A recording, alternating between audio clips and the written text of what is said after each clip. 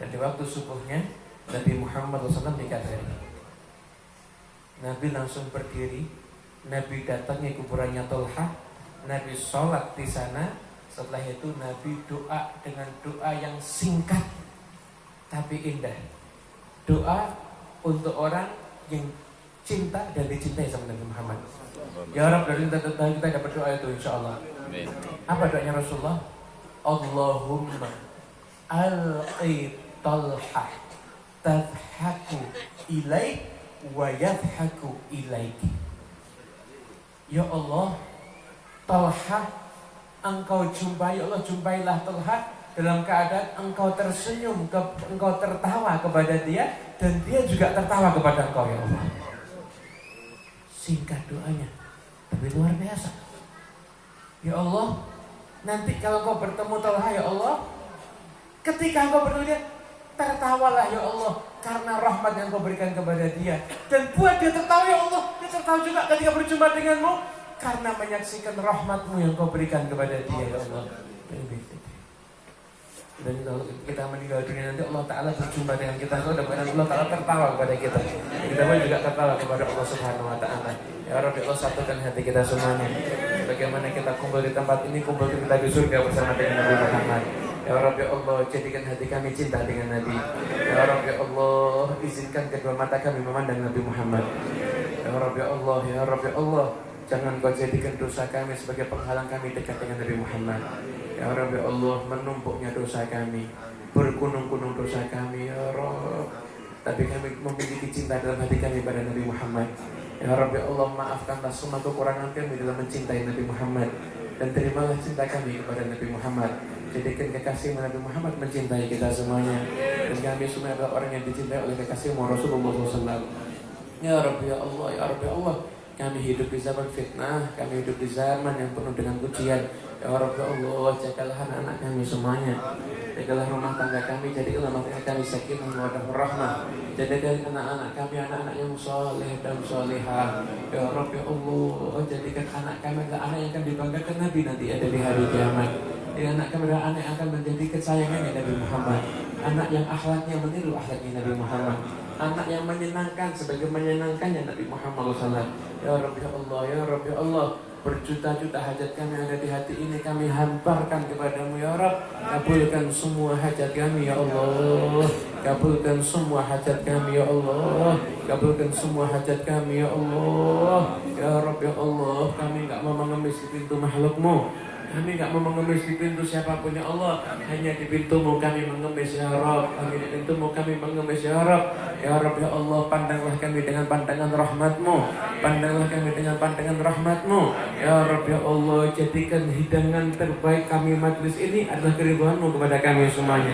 Engkau meridhai kami semuanya, keridhaan kami semuanya insya Allah tidak pulang dari tempat ini, melainkan Engkau telah mengampuni semua dosa kami, mengabulkan semua hajat kami, mengampuni semua kesalahan kami, memperbaiki semua keadaan kami zahiran wa batinan, menyembuhkan semua penyakit kami zahiran wa batinan. Ya Rabb ya Allah, ya Rabb ya Allah, bagaimana kami berkumpul dan berbahagia di sini dengan Rasulullah SAW, maka jadikan sepanjang hidup kami berbahagia dengan Nabi Muhammad, dan jadikan saat nanti kami meninggal dunia, ya Rabb ya Allah, izinkan Nabi Muhammad yang menuntun kami semuanya ya Rabb. Nabi Muhammad menuntun kami untuk mengucapkan kalimat tauhid la ilaha illallah, la ilaha illallah, la ilaha illallah, Muhammadur Rasulullah SAW. Ya Rabbi Allah, sebagaimana para oleh Allah Rasul yang pernah berada di majlis yang semacam ini, maka doa kami ikut sebagaimana doa mereka. Berikanlah kepada kami apa yang Kau berikan kepada mereka semuanya. Assalamualaikum warahmatullahi wabarakatuh.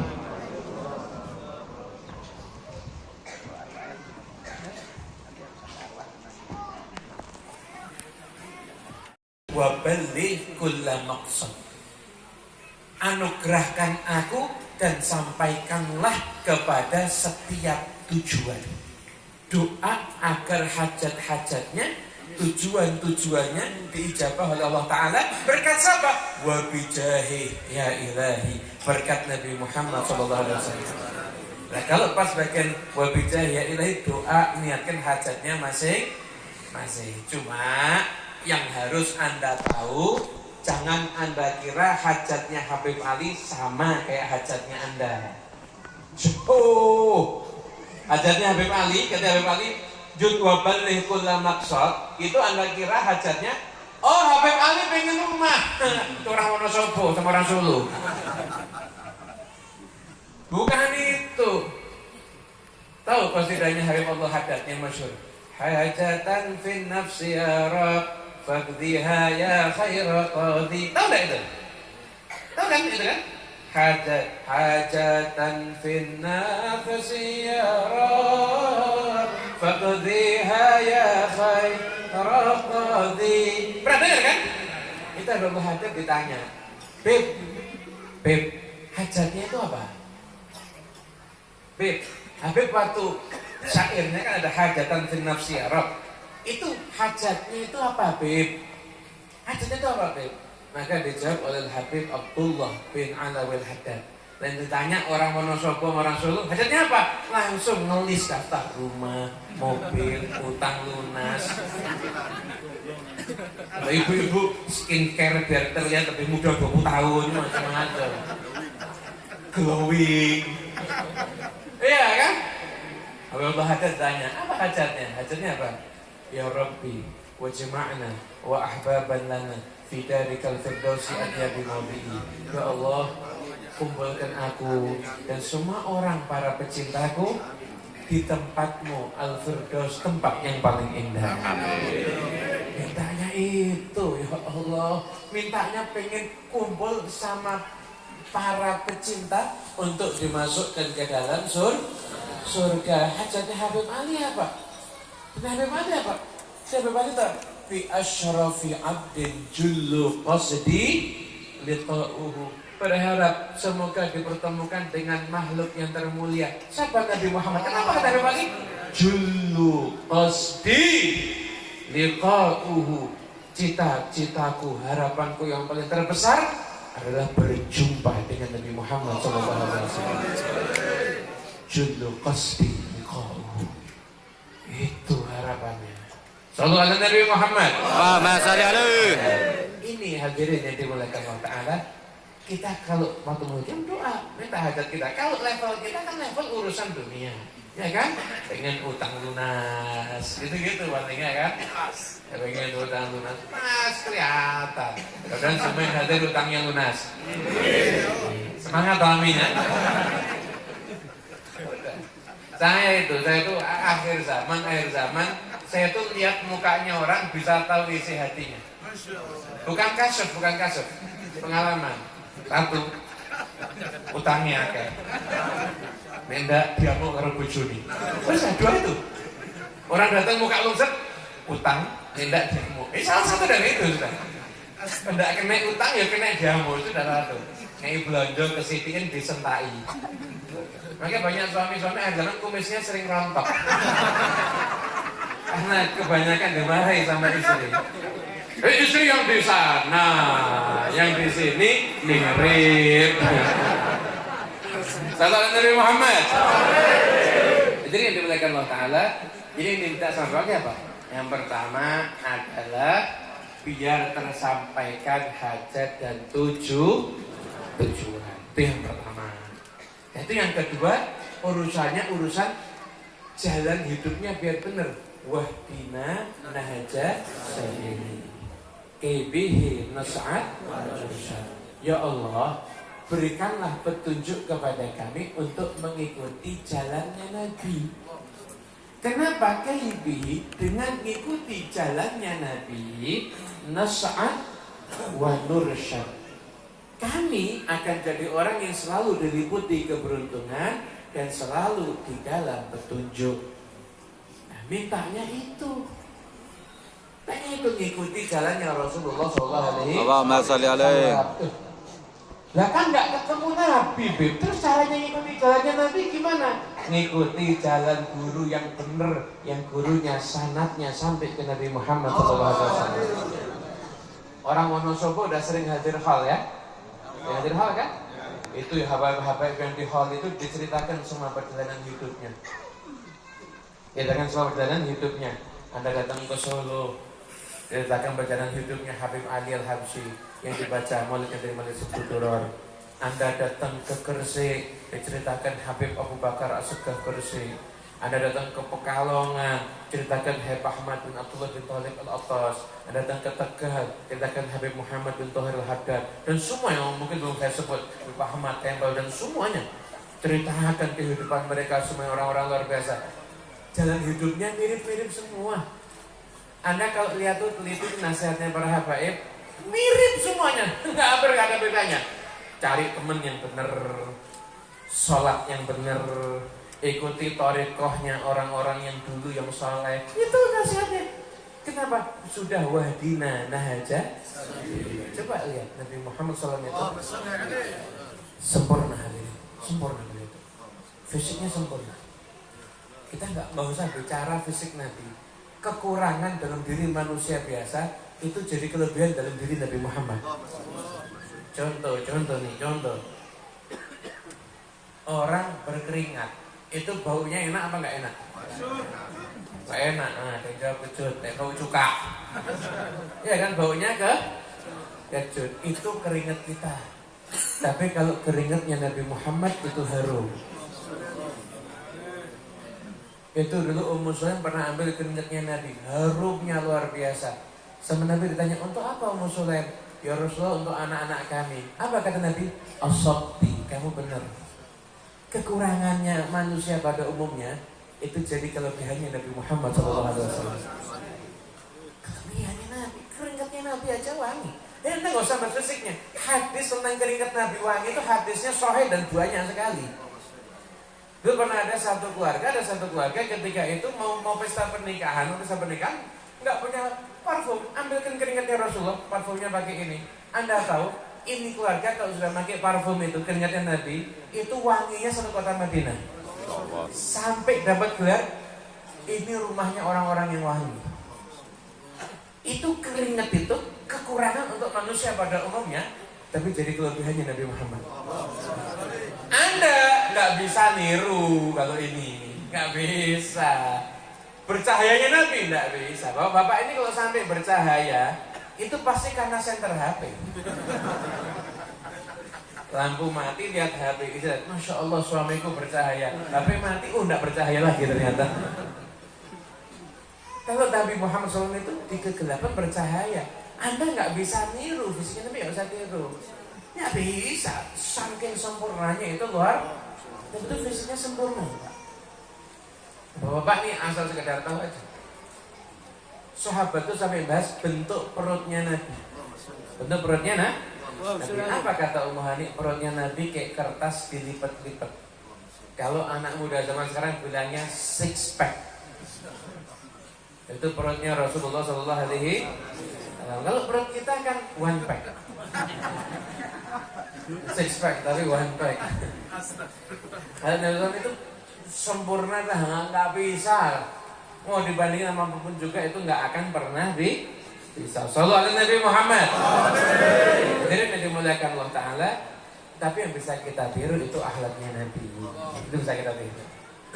Gimana Allah Taala puji akhlaknya Nabi? Wa innaka la'ala khuluqin azim.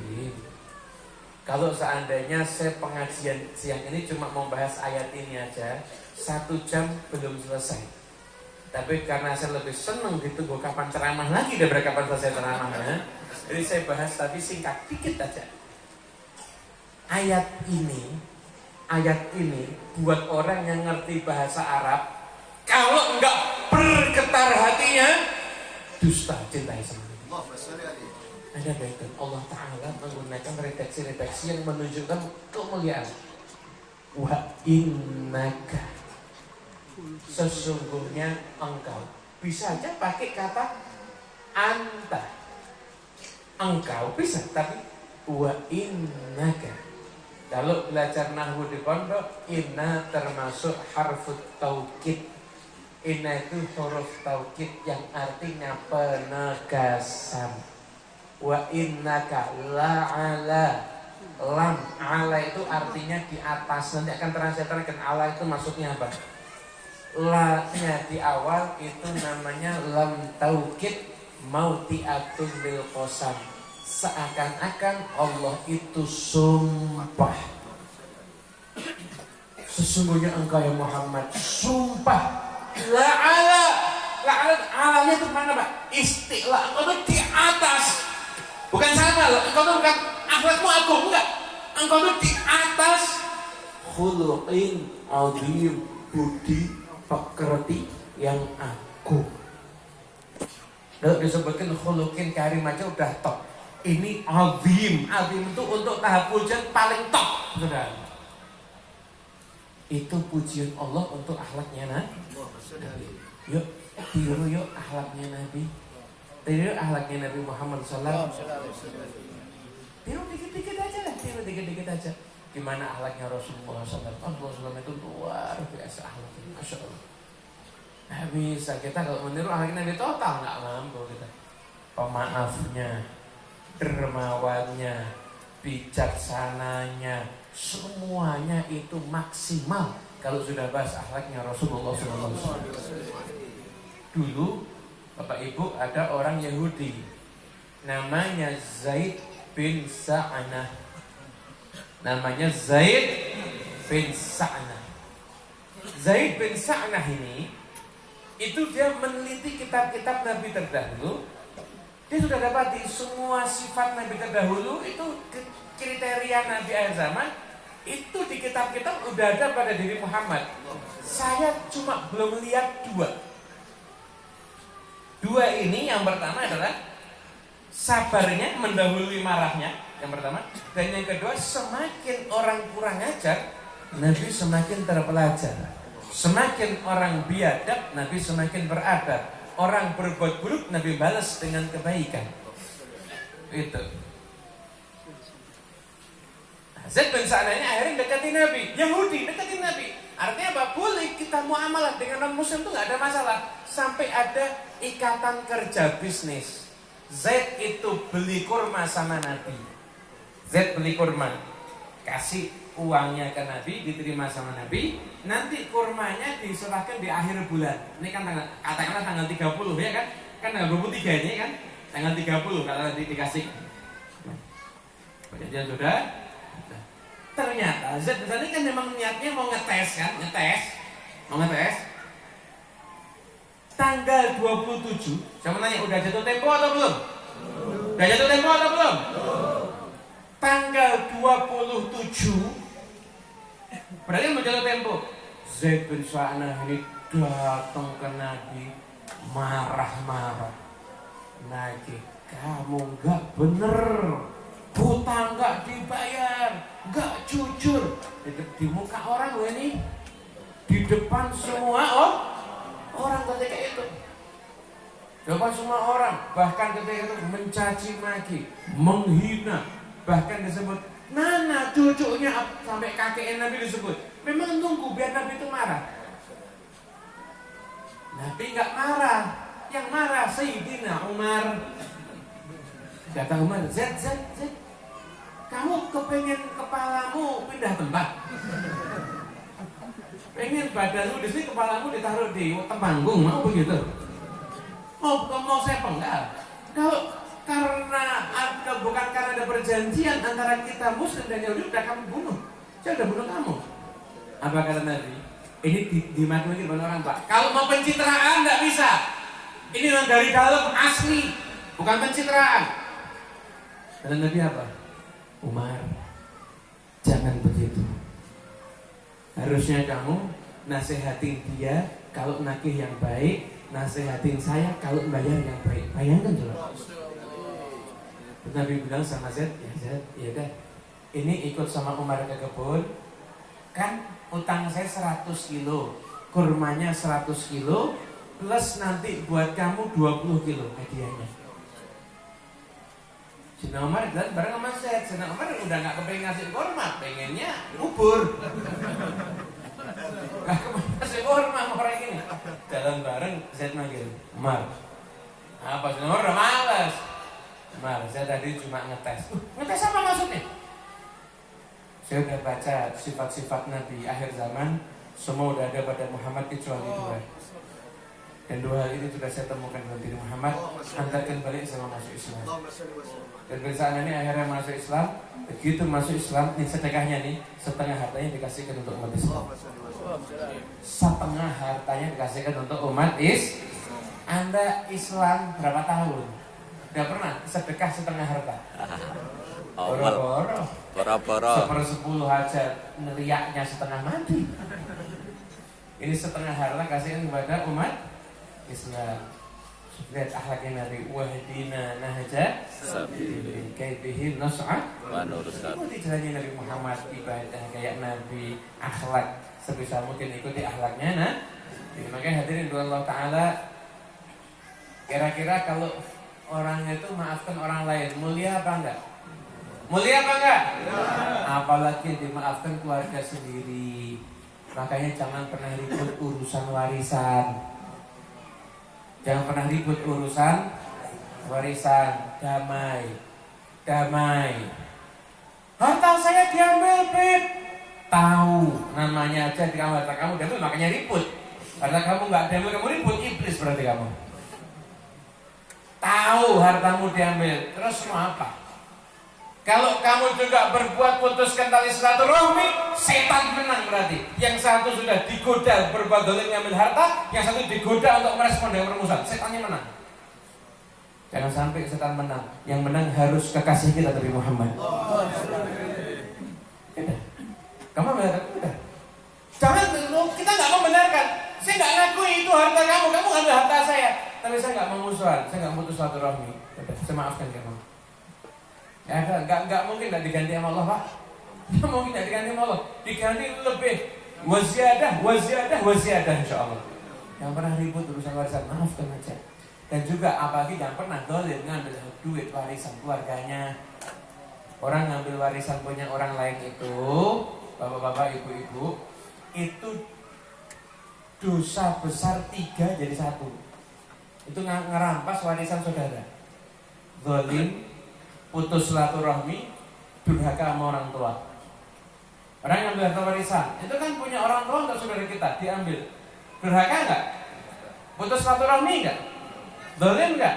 Padahal 1 di antara 3 ini cukup untuk masukkan orang ke neraka. Apalagi 3-3 digabung jadi 1. Ngeri.com. Makanya jangan sampai dilakukan ya, naudzubillah nih. Kalau sampai Anda ada masalah itu, maafkan. Terus mana? Sudah tadi bukan datangi, sapa, ucapkan salam. Bukan bener kan? Oh berarti kamu sudah ngaku ya kalau enggak, itu tetap hartaku, kamu ngambil. Tapi saya nggak mau musuhan, saya nggak mau ngikutin setan. Saya mau ngikuti kekasih kami Nabi Muhammad. Gitu wahdina nahja kaifihi nas'at. Terakhir. Udah? Belum. Pijiwari khair makan. Mana? Rabbi ballighna bijahi fi jiwari khairah. Ya Allah, sampaikan ya kami berkat dari Muhammad kepada khairah makat, tempat yang terindah. Kemana? Bijiwari, jadi bertetangga dengan Nabi Muhammad, masuk surga bareng sama Rasulullah SAW. Jadi doa yang diminta sama Habib Ali untuk keberuntungan kita dunia akhir. Dan kita semua jadi orang yang beruntung dunia akhirat insyaallah. Amin ya rabbal. Penutup, hadirin Allah Ta'ala. Pengen gak dekat sama Nabi? Kita kumpul baca maulid sini aja sudah nikmat ya. Bayangkan kalau Anda duduk bersama dengan Nabi Muhammad. Muhammad salli alaihi. Kita duduk dengan Nabi Muhammad. Kalau ada minuman, bukan minuman diedarkan, Nabi Muhammad dengan tangannya akan memberikan minuman sampai ke mulut Anda semuanya. Senang gak dekat dengan Nabi? Jadi kita jalan senang sama Nabi insyaallah ya. Cerita penutup, pulang dari sini jadi orang yang semakin cinta sama Nabi. Jadi akhlaknya Nabi, berdamai untuk semua permusuhan.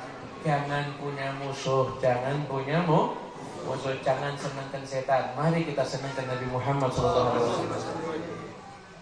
Jadi yang dimuliakan Allah Ta'ala adalah salah seorang sahabat masih muda, anak-anak masih belia.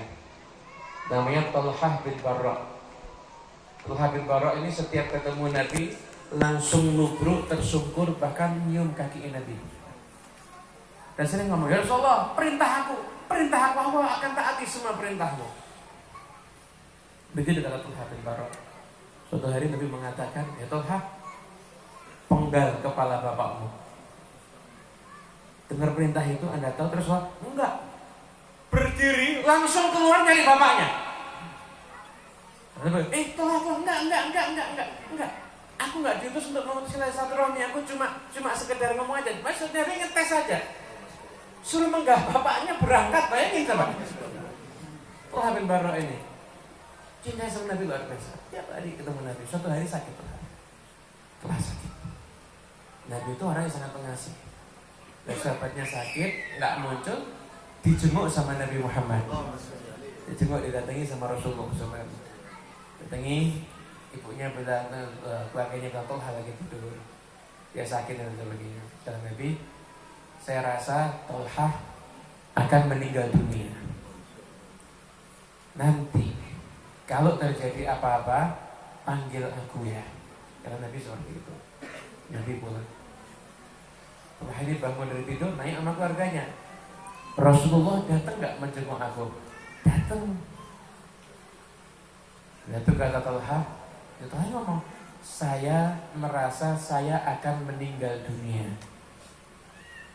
Nanti kalau saya meninggal dunia, saya titip pesan, tolong pesan ini disampaikan. Apa pesannya? Jangan kabari Nabi Muhammad, karena ini sudah malam gelap. Saya takut terjadi apa-apa kalau sampai Nabi datang takziah, gelap-gelap jalan untuk datang jenazah. Ini namanya cinta. Ini namanya cinta. Udah nggak lihat dirinya, yang lihat itu yang dicinta. Kadang-kadang sekarang banyak orang ngakunya cinta kiai, cinta habib. Buat acara maulid kiainya sakit dipaksa datang. Ada nggak yang model begitu? Ya kan? Ini Talha, ini cinta. Kalau aku nanti wafat, ini aku wafat di malam ini, tengah malam ini, jangan kabari Nabi Muhammad. Aku takut gelapnya malam, bisa terjadi apa-apa sama Nabi nanti karena aku. Gak usah kabari Nabi Muhammad. Nanti kalau sampai mengabar-kabarin Nabi setelahnya mungkin waktu siang atau pagi, sampaikan Talha kirim salam, minta doa, mintakan ampun buat Talha. Meninggal dunia Talha, dikuburkan di malam hari.